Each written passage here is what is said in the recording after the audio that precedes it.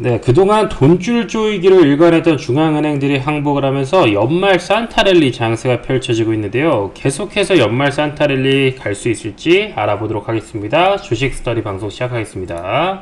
네, 오늘 매우 중요한 소식들이기 때문에 여러분들 끝까지 집중하시면 도움 많이 되실 거라 생각합니다. 네, 미증시 4주 연속으로 상승을 하고 있습니다.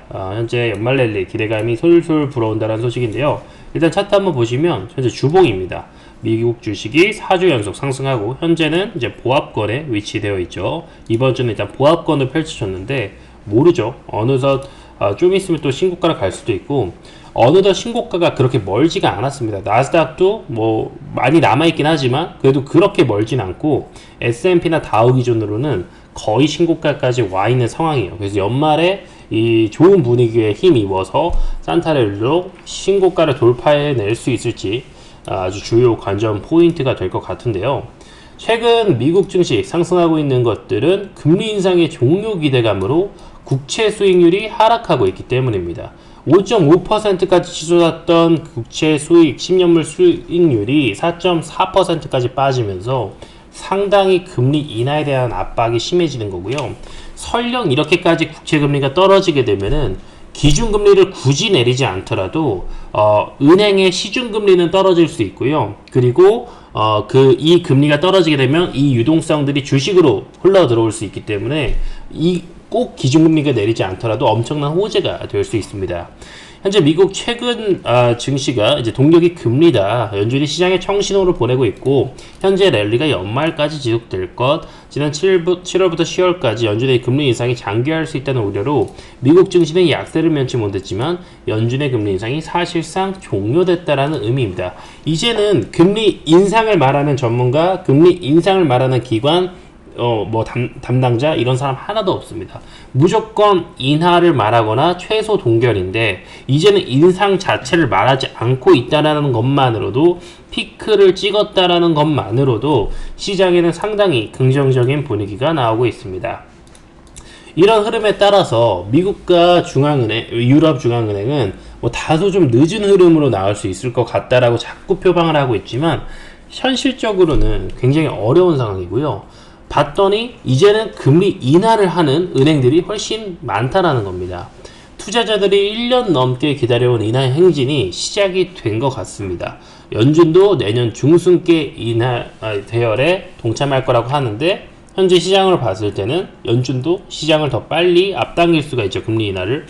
현재 이 파란색, 이 하늘색이라고 할게요. 여기가 파란색이라고 하고 파란색이 금리 인상이고요. 이 하늘색이 금리 인하입니다. 근데 금리 인하는 지표들이 점점 늘어가는 게 보이시죠? 그리고 이 금리 인상하는 애들보다 이때부터는 금리 인하하는 비중의 중앙은행이 훨씬 많아지고 2달 연속으로 나왔다라는 게 정말 피크의 정점이라는 그런 시그널을 보내주고 있는 것 같습니다. 도이체방크 투자전략가는 세계 중앙은행을 분석한 결과 11월 들어 금리를 인하한 국가의 수가 처음으로 인상한 사례를 웃돌았다. 2021년 1월 이후에 인상한 사례를 웃돌았기 때문에 이때 이후에 주가가 어떻게 갔는지를 보시면 좋을 것 같습니다. 2021년 1월 이후에 엄청난 폭등이 나왔습니다. 뭐 우리나라도 다르지 않아요. 나스닥 볼까요? 나스닥 똑같아요. S&P도 똑같습니다. 반도체 지수도 똑같습니다. 니케이는 오히려 계속 잃어버린 그거를 소화하고 있었죠. 대만도 올라갔죠. 독일도 올라갔죠. 상해 엄청 올라갔죠. 심천 정도는 이미 고점 찍고 있었죠. 상해도 이미 고점이었고 홍콩은 빠졌고 유럽도 미친듯이 올라갔습니다. 우리나라도 미친듯이 올라갔어요. 그러니까 이런 사례가 지금 나오는 시그널이라고 보시면 될 것 같습니다. 다른 나라들, 중남미나 이런 개도국부터 먼저 연착륙 흐름으로 이끌려지는 그런 모습들 보시면 될 것 같고요. 유럽도 계속해서 금리 인하 시기를 미루고 있어요. 지금 미국과 유럽이 만약에 금리 인하 시그널이 나오면 시장은 무조건 폭등하게 되는데 유럽과 미국만큼은 이거를 안 놔주고 있기 때문에 시장이 이 정도까지밖에 못 올라가는 겁니다. 근데 내용을 봤더니 달라질 것 같습니다. 유로존 20개국과 영국의 금리가 앞당겨져 인하할 기대가 나오고 있는 것입니다. 현재 최근의 통화정책회의에서 유럽 중앙은행과 유로존, 영국 경제 지표가 부진합니다. 영국은 유럽에서 최고의 선진국이죠. 최고의 GDP를 자랑하고 최고의 경제 규모를 자랑하는 게 영국입니다. 근데 영국의 유통 판매, 유로존 산업 생산 규모가 기대에 못 미치면 결국에는 경기를 부양해야 될 필요가 있기 때문에 ECB, 영국은행이 만약 인상이 된다면 미국은 따라가야 돼요. 미국이 아무리 경제 선진국이라 하더라도 이렇게 영국은행까지 움직이게 된다면 미국도 쉽지 않습니다. 영국은 미국은행의 채권국이에요. 미국 국채를 많이 갖고 있는 나라 중에 하나가 영국입니다. 그렇기 때문에 상당히 압박이 될 수 있다라는 것이고, 영국이 움직인다면 유로가 움직일 수 있고, 지금 현재 우크라이나 재건에 대한 기대감이 많이 불러일으켜지고 있죠. 우크라이나 재건을 위한 투자 기금을 현재 유로존에서 모으고 있어요. 그런 돈들을 마련하기 위해서라도 이런 고금리에서는 상당히 부담이 될 수 있다. 지금 현재 가장 어려운 국가 중에 하나가 바로 중국입니다. 중국은 돈을 풀다 못해 아예 무담보 대출 카드까지 꺼냈습니다. 이거는 거의 뭐 마이너스 금리나 다름없는 거예요. 제로 금리 아닙니까? 제로 금리, 그러니까 완전히 역대급으로 돈을 풀고 있다라고 봐도 현재 과언이 아닌 상황입니다. 현재 중국 당국은 은행권에 압박을 내고 있어서 이미 은행들이 지준율도 낮추고 계속해서 돈을 풀고 있고, 운전자금으로 돈도 주고 화이트리스트도 확정하고 있고, 이런 내용들인데, 조금 더 살펴보시면 채무불이행에 빠진 비구이안 그리고 시노오션 그룹을 포함 건설사 50곳에 정책적인 혜택을 주는 화이트리스트, 자금 조달 계획에 따른 채권자들과 교류를 해서 어려운 건설사들을 주도적으로 지원을 해주고, 부실 대책에 대한 은행의 책임도 면제해 줄 수 있는 그런 화이트리스트 제도가 조만간 시작될 것 같고, 현재 분양 후 미완공 주택, 중국의 인구가 많지만 그것보다 훨씬 더 주택의 공급이 많습니다. 근데 현재 미부장이 될 수밖에 없겠죠. 미완공입니다. 이거는 심지어. 그래서 결국 이런 부동산 부문 침체는 중국의 침체이기 때문에 아예 그냥 제로 금리로 풀어버리겠다라는 중국의 의지입니다. 현재 부동산 위기가 당연히 심상치 않기 때문에 이런 제로 금리를 하는 거고요. 사실 이거 제로 금리로 해결될 문제도 아니죠. 오히려 마이너스 금리, 대출 받으면 돈을 줘야 되는 그런 형국까지 오지 않을까 싶고, 그런 장이 펼쳐졌을 때는 완전히 인플레이션과 주가 부동산이 폭등하지 않을까, 저는 그렇게 생각합니다. 이미 53조 유동성 투입을 했었죠. 3년 만에 최대 규모입니다. 코로나 때 돈을 풀었던 것보다 최대 규모가 돈이 풀어지고 있어요. 그런 상황인데 현재 지금 우리가 긴축만을 바라보고 있는 게 맞는지는 모르겠습니다. 한국 기업도 심각합니다. 부채 부도 증가 속도가 세계 2위예요. 굉장히 빡세죠. 이런데 우리나라가 금리를 오히려 인상하는 것보다 영국, 미국보다도 금리 인하를 더 빨리 할 수 있을 확률도 상당히 높습니다. 부채가 세계에서 두 번째로 빨라지고 있어요. 기업 부채가요. 세계 부채 34개 나라 중에서 유로는 하나의 나라로 봤고, 부채 비율, 비금융기업, 그러니까 금융기업들은 뭐 은행이나 증권사 이런 데들이 되다 보니까 좀 그 재무지표가 다르잖아요. 그러니까 한국이 근데 세 번째였어요. 한국을 웃도는 곳이 홍콩과 중국입니다. 방금 제가 최고로 안 좋은 국가가 어디라고 했죠? 중국이라고 했어요. 중국이랑 거의 차이가 나지가 않아요. 중국 다음이 바로 우리입니다. 중국이 지금 마이너스 금리, 제로 금리 이런 얘기 나오고 있을 때 우리나라는 계속 긴축, 건전 재정성을 얘기하고 있어요. 중국은 이미 그래도 선제적으로 움직이고 있으니까 오히려 중국은 살아남을 수도 있겠죠. 우리나라는 이렇게 되면 다 무너질 수밖에 없는 거고요. 3개월 만에 싱가포르를 제쳐버린 거예요. 이 속도로 치면 중국보다 우리가 훨씬 더 빠른 상황이라고 보셔도 될 것 같습니다. 증가 속도가 역시나 뭐 중국, 러시아 다음으로 세 번째. 러시아는 전쟁 중, 중국은 아예 경제가 무너지고 있고, 우리나라는 뭐 정상인데 세 번째예요. 사실 정상이 아니라는 소리죠. 뭐 다른 것도 기업 부도 증가율도 우리나라는 40%로 네덜란드 증가에 이어서 2위. 그냥 이자 비율, 부채 비율만 따지는 게 아니라 그냥 부도 나는 것 자체, 이미 결과물 자체도 2위라는 것입니다. 현재 기업 부채뿐만 아니라 사실 가계부채 넣진 않았지만 가계부채는 이미 1위예요. 굉장히 오랜 기간 1위이기 때문에 넣지도 않았어요. 그리고 우리나라가 그나마 정부 부채가 낮습니다. 한 20위권 돼요. 나라 경제 규모에 비하면 부채 규모가 작죠. 근데 정부 부채 증가율은 거의 탑티어급으로 올라왔습니다. 그러니까 지금은 상당히 어려운 상황이에요. 근데 금리가 높다? 그럼 파산 속도는 훨씬 더 빨라지게 됩니다. 돈을 풀지 않더라도 일단 금리라도 낮춰줘야 될 필요가 있는 상황입니다. 현재 국제금값이 반년 만에 최고치예요. 이게 엄청난 시그널입니다. 미국 긴축 종료 기대감 때문에 달러화가 약세가 되고 있어요. 달러가 약세가 되면 개도국에 엄청난 달러가 풀릴 수 있는 좋은 근거가 됩니다. 그렇기 때문에 달러화가 약세를 할 수 있는 가장 큰 요인, 금값이 올라가야 돼요. 이게 내려가서 올라가기도 하고요. 이게 올라가서 이게 내려가기도 해요. 그러니까 이거는 같이 가는 겁니다. 국제금값이 6개월 만에 최고치를 기록했습니다. 역대 최고치를 다가서고 있습니다. 금값은 17달러로 올라 6개월 만에 최고치. 자, 이거를 꼭 보셔야 되는데 이 6개월 만에 최고치라는 게 결국에는요. 잠시만요. 차트를 볼게요. 6개월 전. 그러면 지금이 12월이라고 치면은 6월 정도잖아요. 6월 정도. 6월 정도 뒤에 최고치를 찍으면 주가가 올라가요. 금값은요. 어떤 세계 경제의 흡수예요. 사실은요. 그렇기 때문에 금값이 최대치다? 그러면 그의 경제도 최대치라고 보더라도 단순으로 봤을 때는 맞는 말이에요. 근데 금값, 중앙은행이 가파르게 기준금리 올리던 9월에 저점을 찍었었죠. 그리고 올해 5월에 반등했다가 다시. 지금은 사실 금값은 미국이 금리를 올리든 내리든 상관없이 본인의 갈 길을 가고 있어요. 게다가 중국 기준으로는 미국채 팔고 사고 있는 게 금값이라서 위안화도 강세가 되고 있고 지금 일본도 금리를 올려서 미국의 그 달러 인덱스를 낮추는 그런 효과가 나고 있고 자, 국제금값 2020년 8월 사상 최고치 기록한 뒤로는 주가가 잘 가죠. 2020년 8월 뒤로. 어차피 나스닥만 보면 돼요. 나머지는 다 따라가기 때문에. 8월에 이 금값을 최고치 찍고 나서 주가가 상승할 수 있는 요인이 되는 겁니다. 달러 인덱스가 낮춰지면 결국에는 모든 주가들이 잘 갈 수가 있는 거예요. 그렇기 때문에 이 야데니 같은 사람은 아예 연말엔 사상 최고치, 산타레를 넘어 사상 최고치를 찍을 거라는 그런 분석까지 나오고 있는 겁니다. 미국 증시를 둘러싼 리스크가 대부분 해소됐고 올해 말이나 내년 초에 역대 최고치를 찍을 것이다. 그래서 미 연준의 고강도 긴축 여파에도 꾸준히 성장하고 있는 점이 인상적인데 이거를 이끌고 있는 게 뭐다? 바로 AI였다.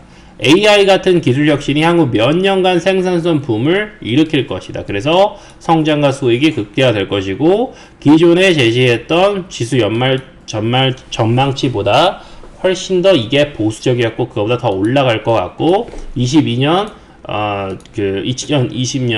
기술주 강세보다 훨씬 더 강한 장세가 올 것이다. 그런 부분이 우리나라도 MMF라는 당장 현금 같은 단기 금융 자금에 돈이 몰리면서 머니마켓 펀드에 돈이 몰리면서 현재 주식 채권의 시장 내 변동성이 위험심이 커져서 여기 돈이 몰리는 거지만 현금 유동성이 굉장히 풍부해지고 있는 상황이에요. 지금 이러다가 주가가 더 올라서 신고가를 금방 찍게 되면은 엄청난 포모 자금으로 이게 활용이 될 가능성이 높다라는 겁니다. 연말 변동성을 피하기 위해서 MMF가 몰리고 있어요. 기존에 10월 초에 169조 대비해서 194조 엄청나게 돈이 몰리죠. 법인의 자금도 몰리고 있어요. 법인의 자금들이 풀릴 준비가 되어 있다라는 거고 증시 대기성 자금이기 때문에 MMF가 늘어날수록 그 이후의 주가는 좋은 흐름으로 흘러갈 확률이 큽니다. 자, 그러면 이렇게 법인들이 매수할 준비를 하고 있을 때 우리도 이거에 맞춰서 투자할 수 있으면 좋을 것 같습니다. 그래서 저는 자사주를 매입하고 있는 종목을 지금 보시면 좋을 것 같은데요. 여러 가지 변수 속에서 가장 그 기업을 잘 알고 있는 게 그 기업 자체입니다. 그렇기 때문에 자사주 매입에 확실하게 움직여주는 기업이라면 그 주가가 나빠질 이유가 없어요. 자사주 매입이 움직였는데 주가가 나빠졌다? 그런 케이스는 정말 찾아보기 어렵습니다. 그렇기 때문에 어느 정도 기업 내용이 확인되고 사이즈가 된다면 자사주 매입은 상당히 큰 효과를 불러일으킬 수 있다라는 거죠. 현재 KTNG 향후 3년간 1.8조 원, 그러니까 거의 2조 원의 배당과 1조 원의 자사주 매입, 그러니까 3조 가까운 주주 환원 정책을 현재 활용을 하고 있습니다. KTNG 차트 한번 보시면요. 주봉 볼게요. 현재 지금 완전 바닥권에 있어요. 물론 한번 연말에 올랐던 적이 있지만 지금 다시 바닥 찍고 정배열 준비하고 있어요. 너무나 오랜 기간, 거의 4년 기간 동안 매집이 끝났고 이 이후에 한번 상승으로 수급 수화까지 끝내냈어요. 기존 이식 매물 이 정도면 다 털어낼 수 있을 만한 자리입니다. 정배열 제대로 전환하는 그런 시점에서 자사조하는 정책까지 나왔다라는 거예요. 현재 이 기업은 영업이익이 연간에 1조 이상 나오는 회사입니다. 근데 현재 시가총액 얼마죠? 12조. 그러니까 현재 12조라고 하면 적정 밸류라고 할 수 있겠지만 현재 그 이익의 성장세라든지 영업이익률이 거의 20%라는 멀티플을 감안한다면 현재 시가총액은 오히려 20조를 보더라도 전혀 이상할 건 없는 회사가 KTNG예요. 근데 3조 가까운 부양책을 쓴다면 현재 시가총액도 12조 원인데 3조 원이라고 한다면은 못해도 이론적으로 4분의 1, 한 20%는 되는 그런 효과를 불러일으킬 수 있거든요. 그러면은 바닥권에서 게다가 이 종목은 뭐가 좋죠? 배당이 좋습니다. 연말 배당까지 5%, 6%를 받으면서 움직일 수가 있어요. 그러니까 배당락 전에 매수하면 좋습니다. 그래서 배당락 때 빠지죠. 이거는 그 배당하는 만큼 빠지는 거라서 그래서 연말에 그 배당에 대한 그 기대감을 주는 종목이에요. 그래서 작년에도 엄청 많이 올라간 겁니다. 그래서 지금 정도 타이밍 들어가신다면 연말 배당 전에 시세 차익을 단기로 봐도 되고 아니면 배당 받고 쭉 사서 자사조 하는 정책 쭉 먹어도 좋지 않을까 싶고요. 다음 종목은 한국콜마홀딩스입니다. 이 종목도 같이 보겠습니다. 한국콜마홀딩스도 엄청 바닥권에 있는 상태에서 200원 규모의 자사주 신탁을 맡긴 거예요. 그래서 8%의 시총의 8%에 해당하는 금액이에요. 현재 260억인데 200억 상단이면은 한 8% 정도 되죠. 그러니까 그렇게 하기 때문에 바닥에서 거래량이 크게 나온 거예요. 아, 이제 드디어 이 기업은 바닥 시그널이 나왔구나. 한국콜마홀딩스는 뭐 외부적인 여러 노이즈는 있지만 원체 실적이 좋은 기업이에요. 꾸준하게 좋은 실적 보여주고 있고 분기로도 나쁘지가 않아요. 지금 완전 저점 찍었다고 해도 400억인데 현재 시총 200억. 아무리 지주사에 대한 그런 그 밸류가를 감안하더라도 나쁘지 않거든요. 그래서 현재 최저점 찍었기 때문에 200억이 들어오지 않나 그렇게 생각을 하고 있고 최근에 무증도 했었네요. 이렇게 주가 부양에 대한 의지가 있는 종목은 바닥권에서 반드시 턴을 해줄 거라 생각하고 있고 원체 실적이 좋으니까 쭉 보셔도 좋을 만한 기업이라고 생각을 합니다. 자, 그 다음 종목은 이제 DL입니다. 여기도 업황 자체는 좋지 않아요. 근데 자사주 매입으로 인해서 또다시 기대를 해볼 수 있습니다. 근데 이미 주가는 턴을 해서 어느 정도 정배열을 만들어 가려고 하고 있죠. 이런 자리부터 보실 필요가 있는데 DL그룹에서 회사 주식을 최고 보유한 CFO 지주사 DL의 정재호 재무담당 유일하다. 그러니까 CFO는 알고 있는 재무를 보는 사람은 우리 회사의 재정 상황이나 이런 걸 잘 알고 있음에도 불구하고 현재 자사주를 매입을 했는데 이때 자사주 매입한 날 DL의 대표이사도 김종현 부회장도 매수를 했다라는 거예요. 그래서 자사주를 CEO와 CF가 같이 사는 요런 타점 보시면 좋지 않을까 생각이 듭니다. 대림 산업을 기반으로 해서 기본적으로 화학, 케미컬 요걸 담당하고 있는 게 DL인데 어찌됐든 간에 지금 성장성이 담보가 되지 않으면 이렇게 진행을 할 이유가 전혀 없을 거고 현재 시총 1조인데 연간 매출 5조 그리고 영업이익은 3, 4천억을 이제 내년 내후년이면 찍어낼 수 있거든요. 그럼 지금 너무나도 저평가 기업이고 그걸 알았던 CEO와 CFO가 굉장히 매수를 하지 않았을까 생각이 들고요. 기존에는 자사주를 전혀 들고 있지 않고 현재 다른 그 대기업들에 비하면 자산 규모가 낮고 그리고 자사주 취득에 인식했던 DL이 움직였다라는 건 이제 충분히 저점이지 않을까 그렇게 생각을 해봅니다. 그리고 소카 마지막으로 소카까지만 보겠습니다. 현재 뭐 경영권 분쟁 이슈나 이런 것들이 있는데 이런 상황에서 50억 규모의 그 매수를 했습니다. 지분으로 치면 한 1% 정도 되는데 이제 여기도 내년이면 흑자 전환에 내후년이면 500억 정도 찍어요. 소카는 밸류가 좀 비싸다라는 평들이 있었는데 이제 밸류까지도 적정 주가까지 오면서 충분히 메리트 있는 가격이 됐고 이제 경영권 분쟁 이슈라든지 이런 식으로 어찌됐든 간에 경영권 분쟁이 아니다 하더라도 자사주 매입이 들어왔을 때 충분히 저점이라 판단했을 때 턴어라운드를 해줄 수 있을 만한 좋은 자리에 있다라고 판단하는 게 소카입니다. 그래서 오늘 이렇게 시장이 드디어 산타랠리가 시작이 되고 있는데 이렇게 수혜를 받을 수 있는 종목까지 저점을 잡아볼 수 있는 팁까지 알아봤습니다. 주식 스터디였고요. 여기 링크된 방으로 이동하시면 100% 무료로 실시간 스터디 가능하시니까 꼭 정보방 입장하셔서 더 많은 도움 받으시길 바라겠습니다. 감사합니다.